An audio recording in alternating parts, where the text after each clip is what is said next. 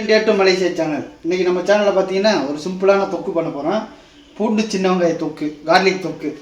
So மலேசியாவில் வந்து தொக்குனாலே ரொம்ப ஃபேமஸாக இருக்கும். ஸோ சிம்பிளாக வீட்லேயே நேச்சுரலாக எப்படி செய்யறதுன்னு சொல்கிறாங்க பார்க்கலாம்.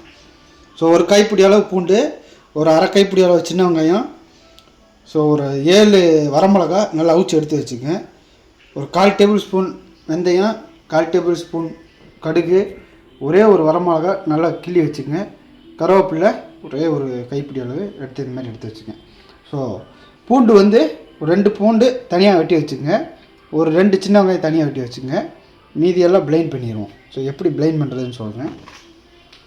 முதல்ல எண்ணெய் லைட்டாக விட்டுருங்க. எண்ணெய் வந்து ஒரு 4 டேபிள் ஸ்பூன் அளவுக்கு எடுத்து வச்சுக்கோங்க. எல்லா எண்ணெயும் கூட நீங்கள் ஊற்றுறதுனா கூட ஊற்றிடலாம். கடைசியில் வதக்கின வெங்காயத்தை நீங்கள் எடுத்துடலாம். எண்ணெய் நல்லா சூடாகணும்.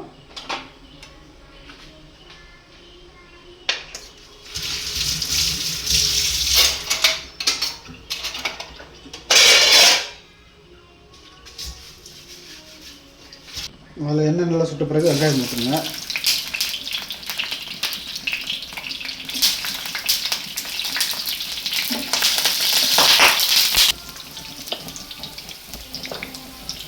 பூண்டு நல்லா பொரிஞ்சோன்னே வெங்காயம் போட்டுருங்க.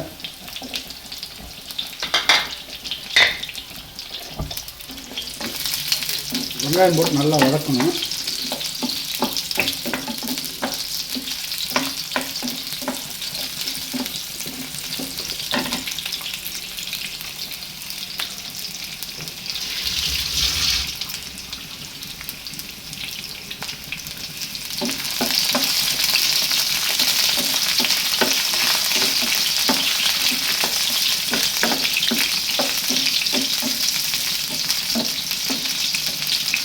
வெங்காயம் நல்லா வதங்கினோன்னே ஸ்லோ ஃபயர் பண்ணி வெங்காயத்தை எடுத்துருங்க.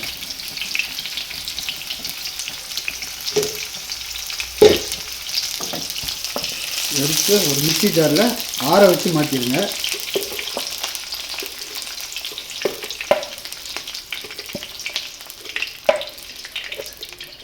சுட சுட எப்பயும் யூஸ் பண்ணுவாங்க. நான் வந்து இப்போ இது அவிச்சு வச்ச வரமிளகாவை தூக்கி இதில் பொரிச்ச வரமிளகாவை இதில் போட்டு தண்ணி விடாமல் அப்படியே ட்ரையாக அரைங்க.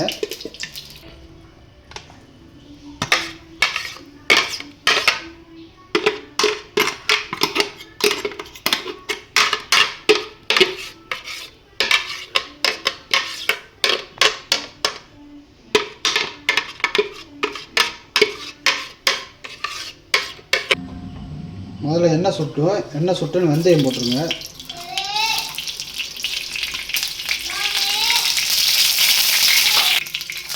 கடுகு, வரமிளகா, கருவேப்பிலை எல்லாம் போட்டுருங்க. எல்லாம் போட்டு மிக்ஸ் பண்ணிட்டு பூண்டு கொஞ்சோண்டு பூண்டு எடுத்து வச்சுருந்தோம் இல்லைங்களா, அதை எடுத்து அப்படியே லைட்டாக ஃப்ரை பண்ணுங்கள்.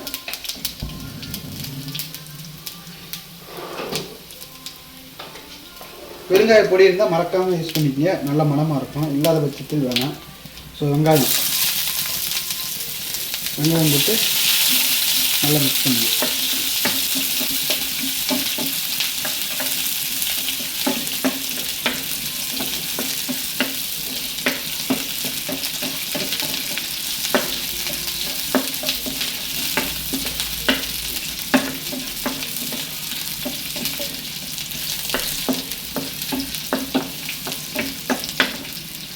நல்லா மிக்ஸ் பண்ணிட்டு அரைச்சி வச்சதை எடுத்து மிக்ஸ் பண்ணுவோம்.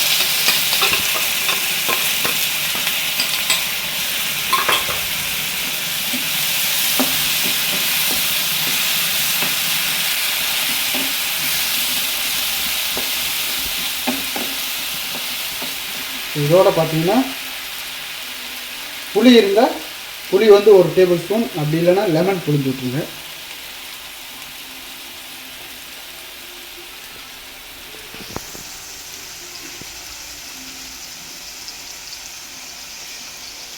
நான் வந்து ஒரு 1/2 லெமன் நல்லா புளிஞ்சு விட்ருக்கேன்.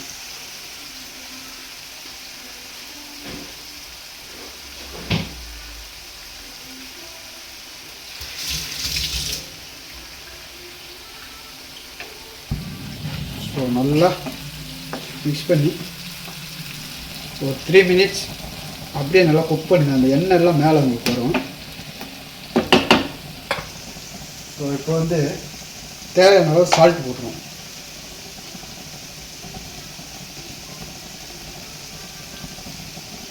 ஓகே, போட்டு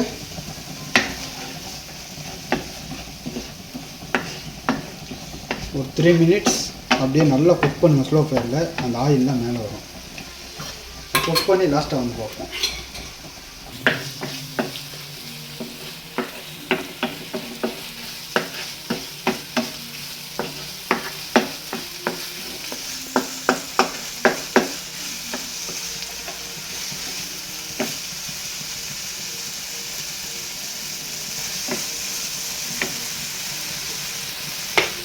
ஸோ நல்லா இந்த மாதிரி எண்ணெய் வரணும். நல்லா பாருங்கள் எண்ணெய் வந்துருக்கு. ஸோ இதை சோறில் தயிர் சாப்பிட்டோம்னா ரொம்ப சுவையாக இருக்கும்.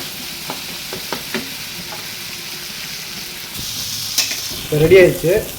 ஸோ ரெடியானது இந்த மாதிரி எண்ணெய் வந்துருக்குன்னு பாருங்கள். ஸோ இந்த மாதிரி எண்ணெய் மேலே வந்தால் தான் நல்லா பச்சை வாசம் போயிருக்கும். இப்படியே ஒரு கண்டெய்னரில் மாற்றி நீங்கள் ஆற வச்சு யூஸ் பண்ணிக்கலாம். ஒரு 2-3 நாள் வச்சாலும் கெட்டு போகாது. ஃப்ரிட்ஜில் வச்சு நீங்கள் யூஸ் பண்ணிக்கலாம். ஒரு சிம்பிளான ரெசிபி, மறக்காமல் ட்ரை பண்ணி பாருங்கள்.